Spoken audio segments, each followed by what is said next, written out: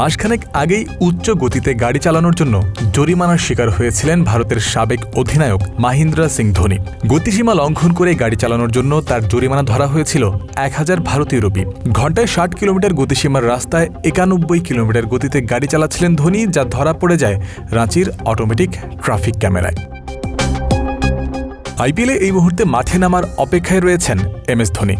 English cricketer Ben ডাকেটও এমন একজন ক্রিকেটার যিনি এই মুহূর্তে থাকতেই পারতেন আইপিএলে। তবে গত মাসে এই টুর্নামেন্ট থেকে নাম প্রত্যাহার করে নিয়েছেন এই উইকেট কিপার ব্যাটার। তারই সপ্তাহ খানেক পরে তার কপালে জুটল এমএস ধোনির মতোই পরিণতি। ওভার স্পিডিংয়ের কারণে তার জরিমানা হয়েছে প্রায় 2 লক্ষ টাকার কাছাকাছি।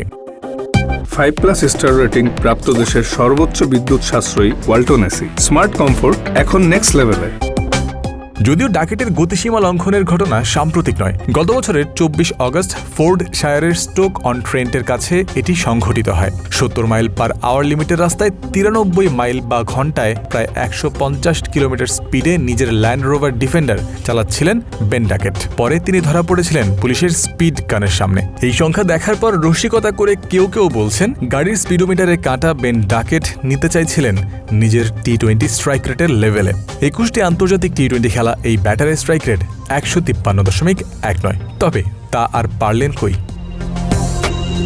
ওভারস্পিডিংয়ের দায়ে অভিযুক্ত হওয়ার কয়েক ঘন্টা পরে আবার বার্মিংহাম ফিনিক্সের হয়ে ম্যানচেস্টার অরিজিনালসের বিপক্ষে ম্যাচ খেলেছিলেন ডাকেট। সেই ম্যাচে জিতেও ছিল তার দল।